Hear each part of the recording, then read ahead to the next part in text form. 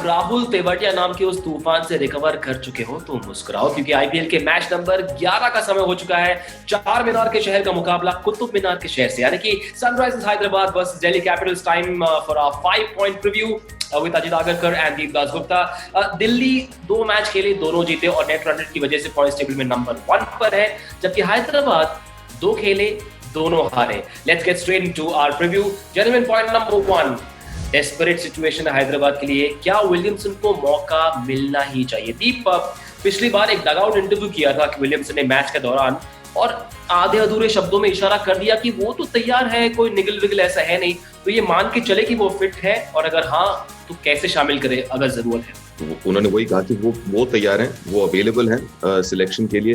और कहीं ना कहीं मुझे लगता है आपको वहां पे विलियमसन की जरूरत है मिडिल ऑर्डर बैटिंग में, क्योंकि जो मसला रहा है, और ये नया मसला नहीं है एसआरएच के लिए, पिछले 1-2 साल से चल रहा है कि इतना ज्यादा डिपेंडेंट है बेस्टो और वार्नर के ऊपर, और मनीष पांडे जब से वो 3 नंबर उतरे। लेकिन उस 3 नंबर के बाद काफी उन्होंने कोशिशें की हैं दूसरे बैट्समैन, लेकिन अभी तक जो है उस मसले का हल नहीं निकाल पाए। तो कहीं ना कहीं लगता है शायद उनकी जरूरत है इस वक्त। पॉइंट नंबर 2, नबी करेंगे पावर प्ले में बॉलिंग। अजीत, एक ही मैच खेले अब तक, 6 से कम की इकोनॉमी, बैटिंग में थोड़े से अंडर यूटिलाइज लग रहे हैं क्योंकि साहब को ऊपर भेजा गया था। क्या इन्हें पावर प्ले में एक आध ओवर करवाने के बारे में सोच सकते हैं, क्योंकि वैसे ये मैच शारजा में नहीं है? बिल्कुल सोच सकते हैं, और वो वहाँ करते भी है। T20 क्रिकेट में पहले भी कर चुके हैं, सारी टीमों को जो जहाँ खेलते हैं वो करते हैं। तो अगर आप उनको खिलाते हो तो उनका ज़रूर उपयोग होना चाहिए वहाँ, क्योंकि एक तो रन भी रोकते हैं और विकेट लेने की क्षमता है उस वक्त पावर प्ले में, क्या हमने देखा। और अगर आप अटैक देखें हैदराबाद का, तो ऐसे नहीं है कि दिल्ली की तरह उनके अटैक, पेस अटैक इतना मजबूत है। तो इसलिए नबी अगर खेलते हैं, मैं चाहूँगा कि विलियमसन खेले as good as Nabi is, लेकिन अगर खेलते हैं तो उनको शुरुआत पता नहीं, लेकिन पावर प्ले में जरूर गेंदबाजी करनी चाहिए। राइट। पॉइंट नंबर 3, भुवी पर निर्भर हैदराबाद की पेस बॉलिंग। ये भार ऐसा लग रहा है दीप के भुवी अकेले उनके कंधों पर है। जेसन होल्डर को शामिल करना थोड़ा सा मुश्किल है क्योंकि सिर्फ 4 फॉरेन प्लेयर्स अलाउड है। खलील ने प्रॉमिस दिखाया है, और ऐसा लग रहा है कि वार्नर के लिए ये एक और सरदर्द है कि अगर भुवी नहीं चले तो प्लान बी क्या है हैदराबाद के पास? यार ये मसला तो दिखा था शुरू से ही, क्योंकि एक जो है उनका मुश्किल जो है भुवी, जैसे आपने कहा पहले मैच में खलील भी थोड़े से मेरे ख्याल से उनको लगी थी चोट, तो अवेलेबल नहीं थे। तो खलील आए पिछले मैच में, ठीक ठाक गेंदबाजी की है। राशिद भी अब ऐसा हो गया ना, क्योंकि राशिद को आराम से खेल देते हैं और कहते हैं चलिए दूसरे बॉलर्स के अगेंस्ट थोड़ा सा चांस लेंगे, और उस हिसाब से जो है थोड़ा सा जरूर भुवी के ऊपर बहुत थोड़ा सा ज्यादा ही निर्भर है, खासकर डेथ में और टॉप 6 में भी। और देखिए गेंदबाज तो अच्छे हैं, लेकिन ये भी ध्यान में रखना पड़ेगा काफी दिन बाद भुवी भी उतरे हैं, तो कहीं ना कहीं भुवी के साथ जो दूसरे गेंदबाज हैं थोड़े से जो है रस्टी दिख रहे हैं। लेकिन end of the day Bhuvi के ऊपर डिपेंड तो जरूर करते हैं। Ajit, what does this do to a fast bowler जब तो उसको पता हो कि वो अकेले इस टीम का भार संभाल रहे हैं बॉलिंग में? मैसेज तो कुछ नहीं, अच्छी बात है। अगर आप लीडर हो किसी अटैक के तो आपको एक्स्ट्रा रिस्पॉन्सिबिलिटी, और अनुभवी है बहुत सालों से क्रिकेट खेल रहे हैं, भारत के लिए उन्होंने अटैक लीड किया है। तो मुझे लगता नहीं कि प्रेशर ज़रूर है, लेकिन ये गेम ही प्रेशर का है, तो दबाव सबके ऊपर होता है, अलग अलग तरीके का होता है। और मुझे लगता नहीं कि भुवी को उससे कोई फर्क पड़ेगा। इनफैक्ट उनको अच्छा लगेगा कि अगर वो लीड कर रहे हैं अटैक, और ज़रूर अच्छा करना चाहेंगे, और कोशिश भी वही रहती है हमेशा। राइट। पॉइंट नंबर 4 इस प्रीव्यू का, Warner Bairstow versus Rabada Nortje. क्या ये टक्कर देखते हैं? क्योंकि पिछले मुकाबले में अक्षर पटेल ने पावर प्ले में बॉलिंग की थी, लेकिन जो स्ट्रॉन्ग लेफ्ट राइट कॉम्बिनेशन है हैदराबाद की ओपनिंग का, उससे देखते हुए क्या दिल्ली कैपिटल्स को अपना अप्रोच चेंज करना चाहिए and go with Rabada and Nortje at the top? Deep, देखिए अगर 6 ओवर में रबाडा और नॉर्के दोनों मिलके तो 6 ओवर नहीं डालेंगे, तो एक तीसरा बॉलर भी आएगा वहां पे, तो वो आपके ऊपर निर्भर करता है कि वो जो 3 बॉलर के साथ आप 6 ओवर कराते हैं शुरू के, वो किस तरीके से आप कराते हैं, कौन पहले करता है कौन दूसरा। तो वो कॉम्बिनेशन वो काफी हद तक आपका ये भी होता है कि आपका उस दिन का गट फील कैसा है, कौन स्ट्राइक पे आ रहा है, तो काफी चीजों पे निर्भर करता है। तो इसमें कोई दो राय नहीं कि वो दोनों से हम गेंदबाजी जरूर देखेंगे पहले 6 में, लेकिन साथ में एक तीसरा गेंदबाज भी हो सकता है और वो एक स्पिनर भी हो सकता है। अजीत, कैसे तोड़े वार्नर और बेस्टो का रिदम, किनका इस्तेमाल करें?